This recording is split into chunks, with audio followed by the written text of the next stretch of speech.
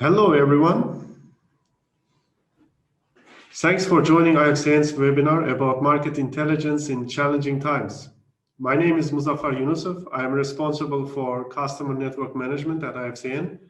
And today, I'm with my colleague, Milica Kocic. Hello, Milica.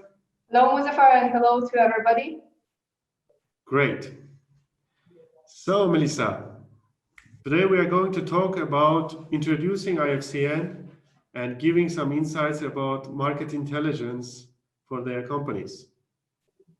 So we have people who are new to IFCN or getting to know IFCN, am I right? This is our public webinar that we started, especially with this COVID-19 situation when more people realized it is important to look closer to the market. Exactly. So let's have a look to shortly the agenda, right? Let's be the German style. So first of all, we would like to a little bit introduce for the new for IFCN, who we are, what we are doing, and then we will talk about shortly the key insights and highlights of our recent global think tank event. Melissa will help us about generating some short insights on that. And majority of the time we are going to talk about the answers that we have collected during the registration period. Yes. And at the end, finally, we will also receive some updates on the milk price development and short-term outlook on that. So before we start, I just want to give you a little bit brief how you can participate. So as usual, we are going to share this presentation with everyone who is going to participate now, so you don't have to take notes. And if you have any questions, please use this Q&A tool. It's just right middle of the menu box. And if you have any feedback and any other concerns, please use the chat box. So we try to answer your questions during the webinar. If not, then we will come back to you. And finally, I will be so grateful if you give us your feedback about this webinar so we can do better next time as well. So let's start. So as I said, who we are. It's a main question for majority of the people. Who is this IFCN? So IFCN is a company that runs a global dairy research network, and we are producing primary data and share this information with all our partners in the network. So we used to focus on the research only. Here you can see this our research partners from more than 100 countries. But with all the positive and encouraging feedback we got from our partners in the business world, and we have made what we do. Our mission is we help in the dairy world to make better decisions. With this approach has made us the leading provider of this economic data analysis and insights in the dairy world. So here's our team, who is located in Kiel, more than 20 agri-economist people. So what is unique and special in IFCN? We connect the data with people. So we are partnering with dairy researchers and dairy companies across the globe. So our coverage, you can see that at the moment, 123 countries dairy sector database has been covering in our analysis, and which represents 98% of the milk supply. Am I correct, Melissa? You are muted, huh? Yes, Muzaffar. We are actually quite close to 99%. So we're still growing without network and with our data as well. Great. So being partner means more than access to dairy economic data. So being partner of this network enables all partners to connect with each other and with the data we produce. So here's this chart. You can see that the number of these companies that we have been working with in the agribusiness sector. And if you are asking who are the partners, actually, I will just show you in a minute. With last 20 years experience, we have got a lot of good arguments on our side, and then collected that feedbacks from our partners as well, saying that IFCN data is comparable consistent, and up to date. I think that's one of the highest competence of IFCN data overall. And now coming back to that partners, we just put it in the overview here. You can see that there are more than 140 companies building up their market intelligence with our databases, and which they are like partner of your companies, your competitors, or your peers is also in this network. And I just want to also highlight one point that as we are living in this challenging times right now, this year we have got additional new 12 companies so far joining our network, using that and understanding the better understanding this dairy market together with us. And yeah, I have been talking a lot. I have been talking a lot of what we are doing, and now it's time to show a little bit the value of our services. So our basic delivery is a global holistic perspective of the dairy world, and from there we are adding monthly analysis and updates to keep you well informed throughout the year. So as you know, the dairy world is actually quite volatile, right? With meat production changes from ±5% per year. So you can have a national and regional tracking with monthly real-time data from us.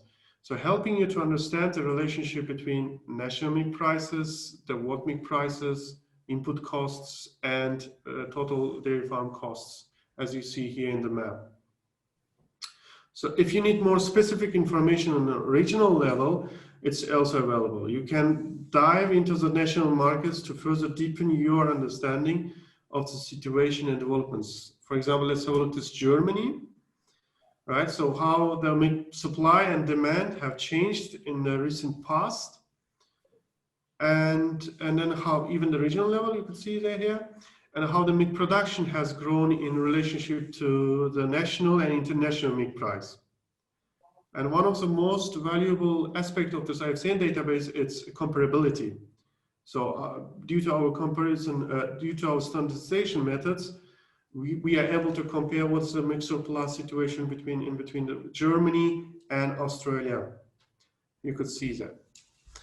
So in short, okay, as a summarizing perspective, so from the data perspective, what you can get, IFCN covers this global holistic picture of the dairy world, so that you don't have to spend time to collect the data, and you can have a networking with your dairy leaders, professionals across the globe to build your own network.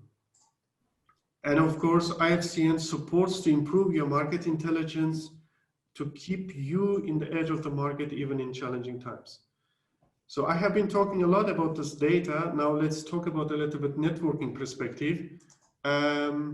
As we have mentioned in the agenda that we are organizing every year our supporter conference, which we call that the Global Dairy Think Tank event. In September, we organized it this year due to the obvious situation that we did it online. Melissa, can you please give us some highlights of that event? Sure, Muzaffar. It was an event of 2 days with more than 500 people on one place. I mean, COVID-19 brought us somehow separate, but this was really the best thing to happen in this time, to virtually have so many people on one place. And we got to the conclusion that together we can build a dairy chain that meets the needs of consumers and farmers. And we have this goal until 2025. So I also want to share a few insights from you. Also here you can see people that join, so they all join from their homes mostly. Many countries are still on a lockdown, many companies are still keeping their workers safe, so they rather work from home. And this was our great meeting. So how we started our conference was, of course, with the talk of 2019. And people always, when they are looking into market, they always want new things, what is going to happen.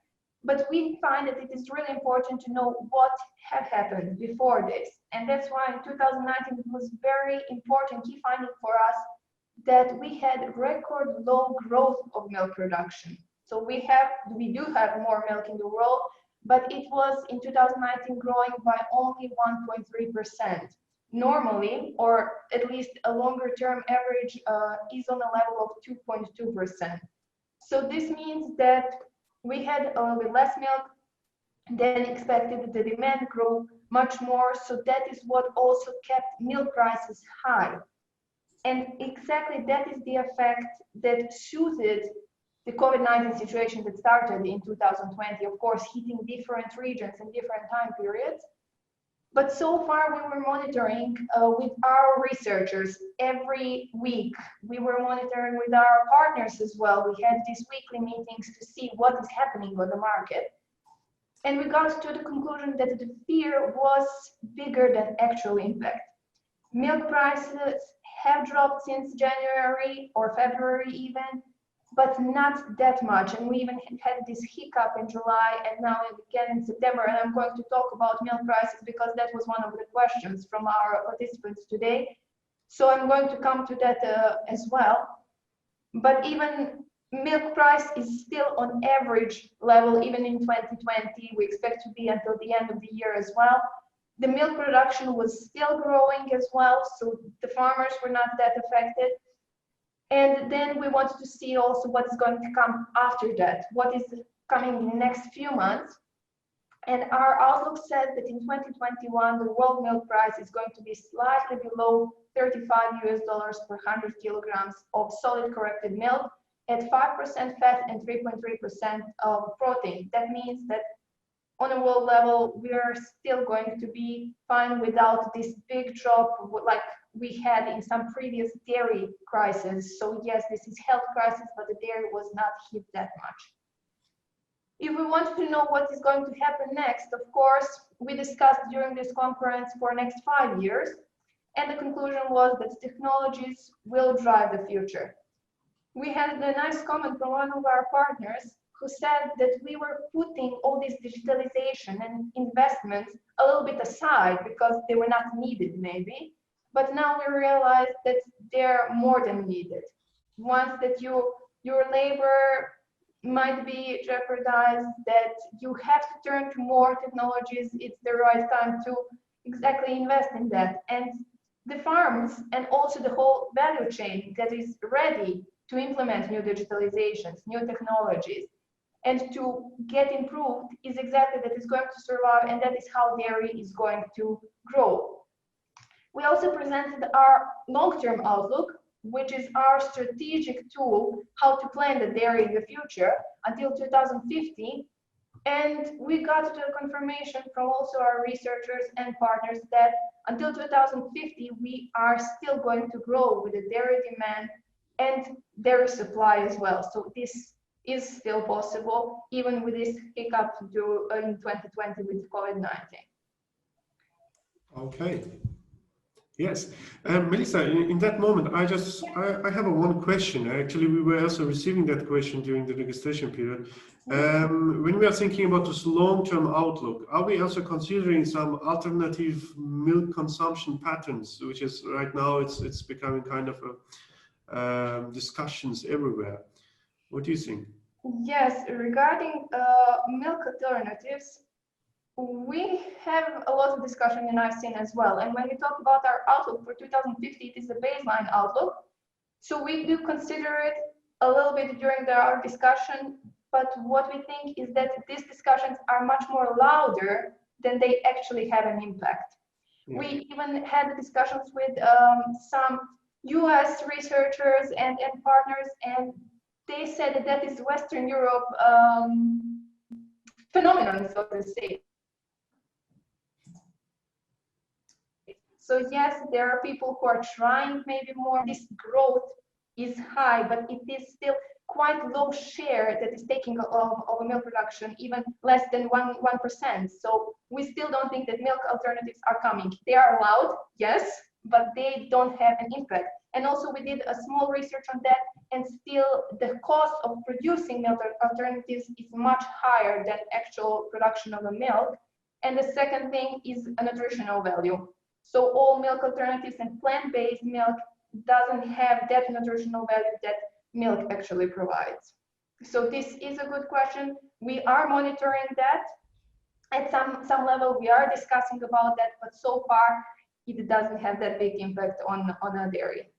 That's why we still think that this growth of dairy is possible. And I told you we have many discussions, and there is one more discussion that was happening, and that was, what are the biggest opportunities coming out of this year, out of 2020?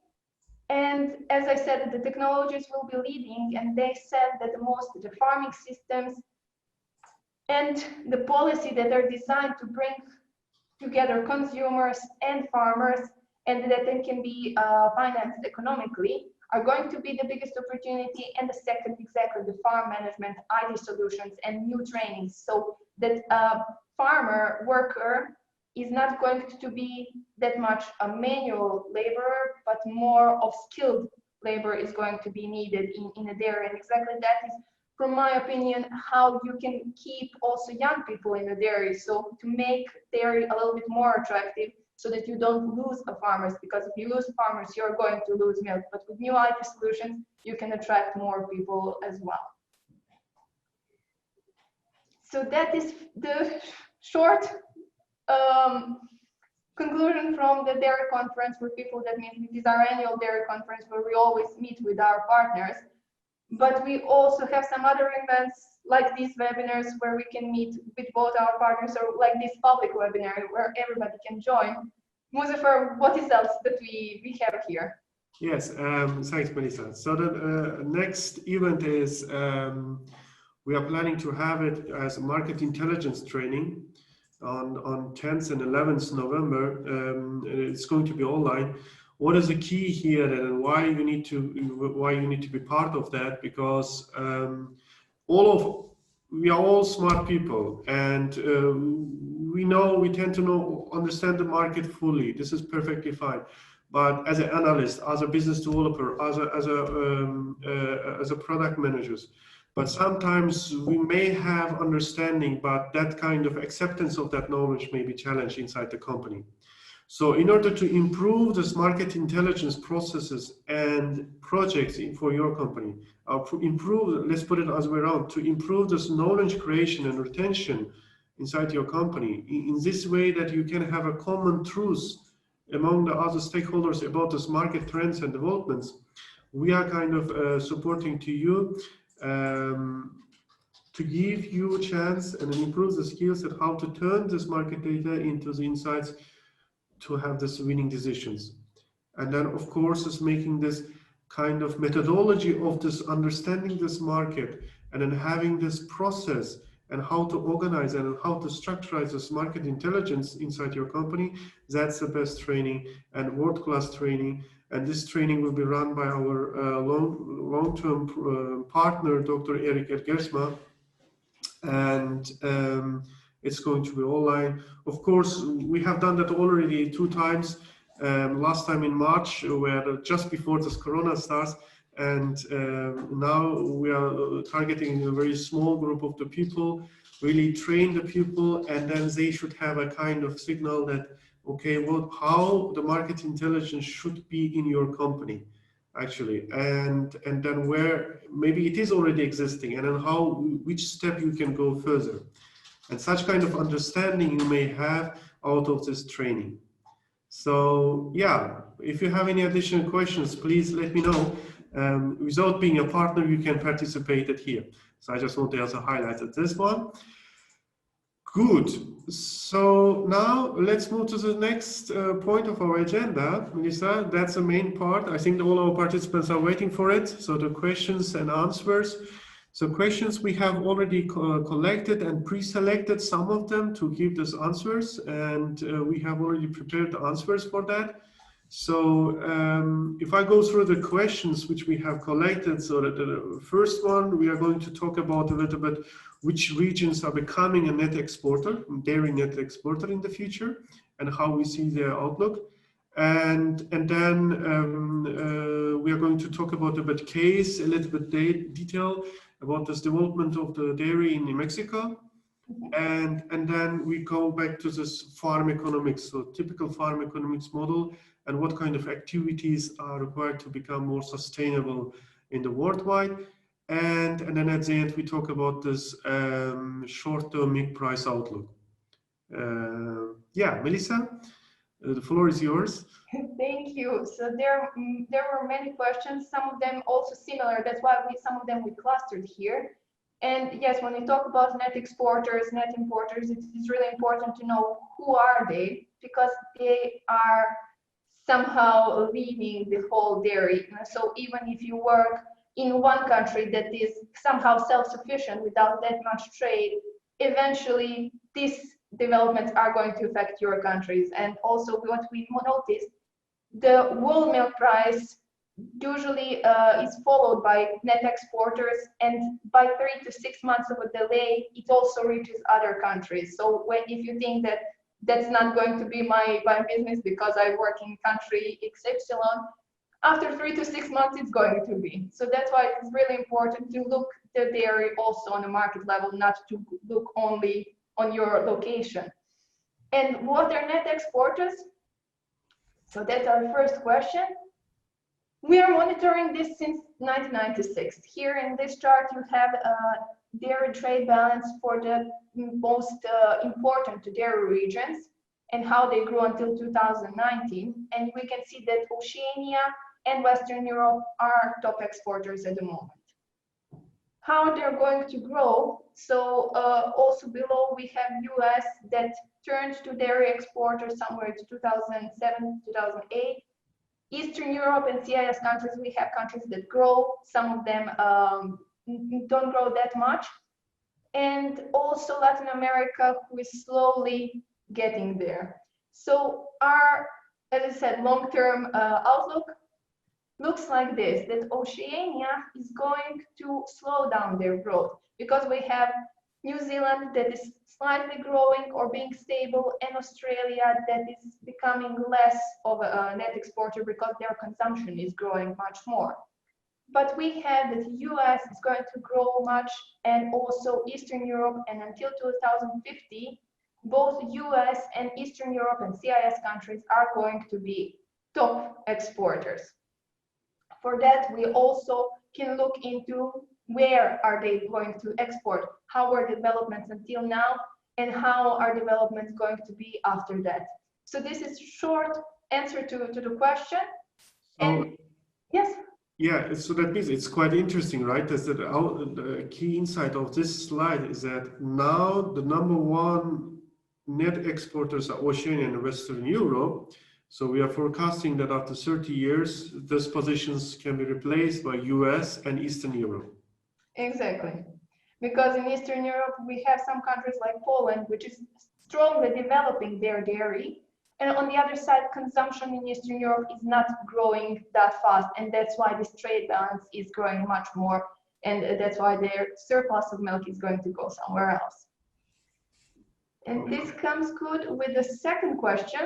How is dairy market developing in Mexico?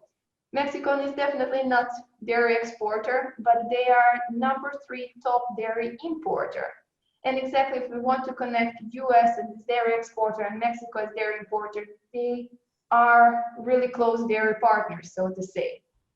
And not only if we want to talk about Mexico, but about any other market, a great tool that we have that is coming soon is our dairy report. And it's coming next week, where we do have the analysis of a macro dairy picture, what is happening there, but also what is happening on the farm level.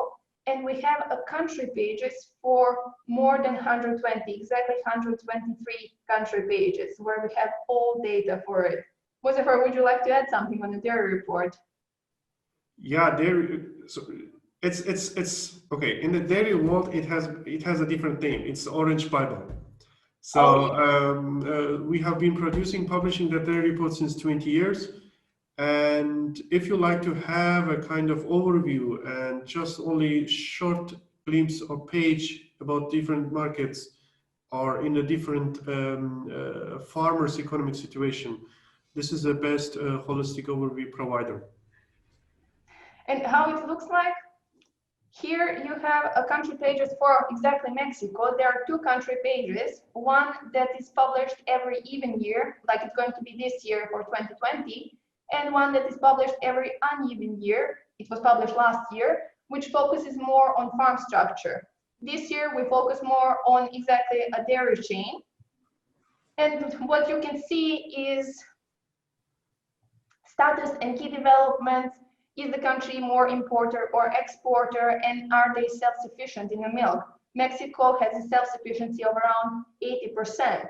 Then what you also see on this page is the photo of our researcher, which is Jose Luis, who is providing our data. So the whole value of IFCN is not only collecting the data from different places, but actually having a person, a dairy expert in a country, who tells you some insights about the country. So not looking only purely into data, but looking into data and answering questions like why. Then the second part of this are key variables. What is the production? And we see that the production in Mexico is growing, but also the consumption is growing also. When we see this dairy chain, we see a milk delivered. So this is one more thing that IFCN has, not only looking into what milk is delivered and what is processed, but where is additional milk that is produced in the country.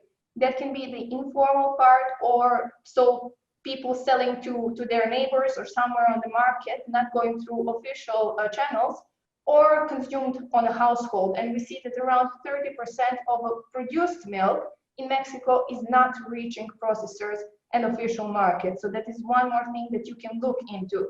Of course, for example, Europe, that is maybe 2 to 3%, which is consumed on a household, or in some countries like Southeast Asia, like in Bangladesh, more than 80 or 90% of the milk is in informal markets. Only 10% reaches the processors. And a third part is comparison of farm gate milk price and the world milk price. Also, how are consumer prices developing, and compared also to a farm gate milk price. So is the growth of a consumer price followed by farm gate milk price or not? The processing profile of the country, as we see a lot of fresh products are produced in Mexico, and also we have a milk processors list for top 10 processors in the country. One more thing, if you're a partner and you buy a dairy report, you get this also in a dairy database in Excel file. So I'm shortly going to show you this. Muzaffar, I think you can see it now. So far not. We are still seeing the file. Okay, it has. Yes. Before you move to Excel file, I just want to also remind our participants that feel free, if you have any questions, write it down in this question and answer box. We try to answer that as well. Yes. Is there Excel file now? Yes, I can see the Excel file. I hope all our participants also can see that. They can raise hand. Yeah, can you please raise your hand if you see the Excel file? Yes, it's there. Good. So what we have here is, of course, all variables that are in the dairy report, but put in an Excel file. Excel file, because in any country there is access to it. It's easy program. It's easy to use, and we have this this sheet which we use like a dashboard. We need a country code for Mexico. It is 61. So I will type 61, and here we have exactly the same figures here. We see that the production in Mexico is growing, followed by the consumption. A deficit is quite low, and a self-sufficiency of around 80%. On the other side, if we talk about some other countries like a dairy exporters, I can go to maybe Ireland shortly to show you that as well, how it works and how you can build your own market intelligence based on this. This is a great tool to save time on a data mining and have it on one place, and then you do your own analysis for it. Ireland, we see that the production is much higher, and since 2015, when we had European Union quota abolishment, the production boosted much more. Consumption was also growing, but the surplus was quite big, with their self-sufficiency of around 200%. Here, what is also important to see who are their partners, and we know that UK is their partner, and now we have this story of Brexit, which is not only going to impact United Kingdom, it's not only going to impact the trade with the European Union, but exactly Ireland. Because a lot of raw milk, of fresh milk, is coming to Ireland for processing and then being exported back to UK. So you can imagine if the tariffs are put on that, this is going to make it quite uneconomical, and then Ireland would need to search for some new source of a raw milk, or to even grow more with their production. What else we have there here? We see that the number of animals is also growing, their average milk yield is growing. Their farm numbers since 2008 is kind of stable, but slightly growing after a lot of farms were put out of the business before that. The demand, consumption, population, so all those variables, and as I told you, the milk price. Ireland, as a net exporter, is following the world milk price that are in red, as you can see, and they are slightly higher than on the world level because of a butter price, which is putting this additional value to it. And now our numbers are all standardized at 4% of fat and 3.3% of protein. We also look into feed prices, which for Ireland, which is more of a grazing system, is not that relevant, but for some other countries could be. So this is our database. I think it was useful. And now I can go back to our other questions. Yes. So it's a dairy farmers situation, and it has been also asked about. We can also mention in terms of the developed and developing countries. If you could highlight that would be also great. Yes. So in developed countries, if the milk production is growing, like in Ireland, it is happening with the number of animals, but much more with the milk yield. In some other countries, like Denmark would be a good example, number of cows is stagnating, but the milk yield is growing high. And that is why their milk production is still growing. And that's why we see that in Western Europe, in our outlook, the milk production is still growing, but not with the number of cows, but rather with the milk yield. In other countries, in developing countries, it goes a little bit the other way. The number of farms is growing as well, so there is not that big consolidation like in developed countries. And these farms have fewer cows, but then they are going, first number of farms is growing, then the number of animals is growing, and then eventually with introducing new breeds, new technologies, as I said, with implementing more capital in those countries, also milk production can grow. So that is the path how milk production in developing countries goes. So that means for you that, if I understand you correctly, that means increasing the milk yield should be the key for the developing countries' farmers to make this farming sustainable. Exactly. So that would be definitely one point besides growing the number of animals. Good. Thank you. And now when we're talking about the farms and the farmers, the question is big, how to make them sustainable. And we're not talking only about the sustainability that includes environment, but also some social sustainability and also economical one. How we do that? We have a database of over 170 typical farm systems in more than 50 countries. These typical farm types can either be average-sized farm and large-sized farm as well. So we want to cover as much as possible with this typical farming system to see what is actually happening on a farm level. And what we can do is to monitor farm economics, cost of milk production, to make it again comparable, which is not really important. What are returns on the farm, not only milk price, but also other returns, subsidies, which are important in European Union, as well as sustainability. And here you can see the table of content exactly from the dairy report, because all of this analysis is coming here all of the data are coming to partners through some other products that we have. And also all different cost components, how much of it is given for labor, how much for feed, which type of feed, which type of feeding system does a country and the farm in the country have, what is the cost of land, how is animal health going. So all these items we do have in our database. Here I'm going to show you the map of cost of milk production only, where we have different costs in US dollars per 100 kilograms of solid corrected milk.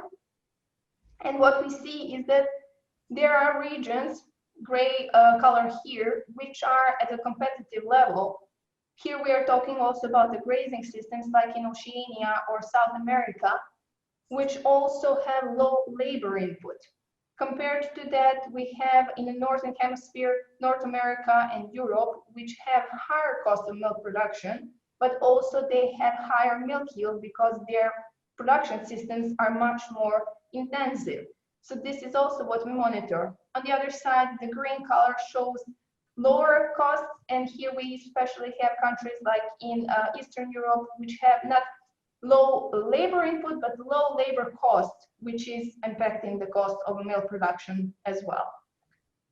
And since we're talking about sustainability, a big concern in the dairy sector, definitely, we have economic sustainability. Exactly one example is cost of milk production, but also the profit, farm income, and other indicators. We have environmental sustainability, where we developed the model to calculate the carbon footprint, because the milk or kilogram of milk that is produced in Germany doesn't have the same emission as the kilogram of milk that is produced in Bangladesh. And exactly in this chart, you see that how many grams of CO2 equivalent is emissioned per 100 kilograms of milk. And we see that in Germany or US, New Zealand, this number is much lower than, for example, on the small farms like in Bangladesh with only 2 cows. Social sustainability that I told you about could be a farm labor income and comparing a labor income on the farm with some other type of income that could be gathered outside of the farm. And the fourth one would be the resilience, the financial performance, the liquidity, and other things. So these are the issues that can be tracked with this on the typical farms, more than 15 countries, and also we can do some projects directly with the companies who have their own farms but don't have the model developed to use this and to benchmark their own companies and their own farms. So that means what you're saying is farm input companies can take that up and as a typical farms of the IFCN model, and then put it like their what-if scenarios, right? And how their products can create a value for different types of farms in different countries. So that can be a task for this business developer or this product managers in different farm input companies to see how their products can impact to different types of farms. And as they can take this IFCN data as a referral to see that what is the share of this feed, what is the share of this feed components in the feeding systems, or how they're tackling with carbon emissions, right? What is their veterinary cost and stuff. So in that cases, that can be kind of a benchmark tool in order to customize cluster their customers and or even cluster their regions for their markets. Yes, Muzaffar, those are some ideas, but definitely there are creative people out there who can always come with more. But I agree, this is one of the tools for that. Okay, before going to this last point, I would like to launch a poll now in order to get your short feedback about the webinar. It would be really great if you could just simply take the 1 minute and then answer this 4 questions. Thank you in advance. Yeah, Melissa, we can continue. Yes, I have one more question that was here, and people can use this also to vote. And that is what's going to happen next 6 months. I told you for 2021, the average is going to be slightly below 35. But what we do is to monitor these mostly on daily basis, I have to say, but we do have a lot of webinars with our partners every month as well. These kind of webinars where we give you updates. And what we look into this chart is in this red line, you have IFCN World Milk Price Indicator that is based on the dairy commodity prices of butter and SMP, cheese, whey, and whole milk powder, mostly for Oceania, because Oceania is the region and the market that goes for a world market, and that's why it's a good wrapper. And we also, one of the tools would be to monitor future prices, and here we have futures from 5th of October. Again, as I told you, standardized US dollars per 100 kg of milk, 4% fat, 3.3% protein, very important for this.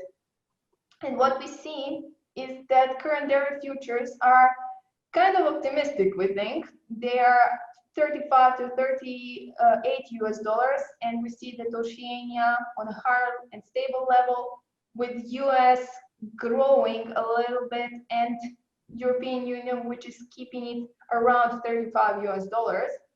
And following this, 2 days ago, we had a GDT event with results went up 2.2%, mostly increase in the butter. So this is one more thing that we monitor, but also how much of the amount was offered on this event and what exactly is growing and how was 2 weeks ago. We also like to see what other analysts are saying, and we are somehow in line with them that the milk price is probably overestimated with the futures and that it's going to be a little bit lower. And as we see since February, the price is going down. We had in July increase, and now in September again slightly increase. What we've foreseen also during the conference that we are expecting much higher volatility in the prices. So we cannot say price is going up, price is going down. We are always going to have these hiccups, but not the prices are definitely not going too much down. Depends all on the demand. Depends also on end years buying that are usually coming from China. What is going to happen there? Is demand going to recover? Are food service going to open again? Are restaurants going to open? Then are people willing to go to restaurants even if they open, or they are going to switch more to home cooking, and then the retail would still grow a little bit more. So we would have this shift of a consumer patterns where they're going to buy their dairy.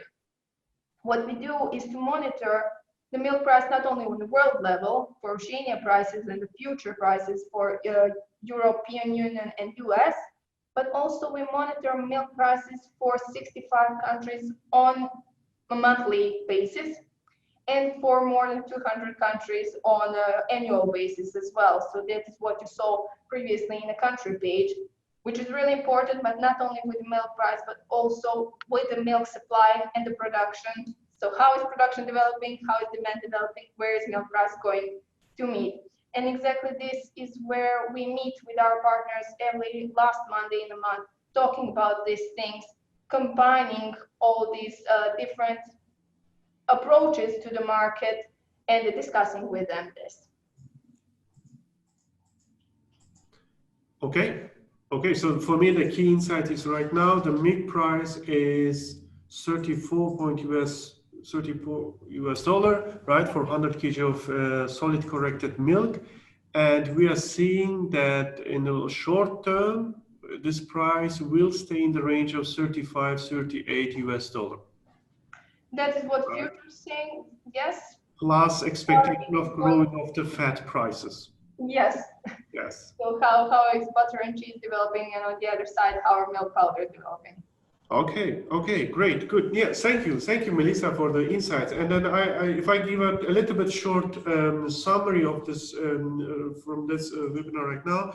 So that means we were telling about this partnership. So if you become a partner of IFCN, then you are going to receive this this orange bubble that Melissa nicely goes through with them and showing this Excel databases. You will have that one. And then you will also receive this, the lastly pointed out, this monthly webinars and newsletters about the market trends and developments. And as well as definitely this networking possibilities that we have highlighted, this Global Dairy Think Tank event. You will have a one seat, and then regular connections with IFCN people it will be as always. And then last but least, the market intelligence training. This is upcoming. As I said, if you like to upgrade your market intelligence in your company, or if you like to gain as an analyst or developer in your company, is that okay? What you're analyzing, it should be also understandable for your CEO or top management. Please join and then understand how we can do that, how we can reach that easily. So, saying that, I'm looking at this Q&A session part, and I see that so far we don't have any questions. If you have any questions, feel free to connect with us and send us emails. We will come back to you as soon as possible. And I'm also grateful to have the answers from you. If you haven't so far answered the full questions, please feel free to add your responses. And yeah, Melissa, once again, thank you very much for preparing the answers and having the big role in presenting the results. And it's really grateful. And yeah, saying that, I would like to close this webinar now and hope to see you next time. Yep. See you. Bye-bye.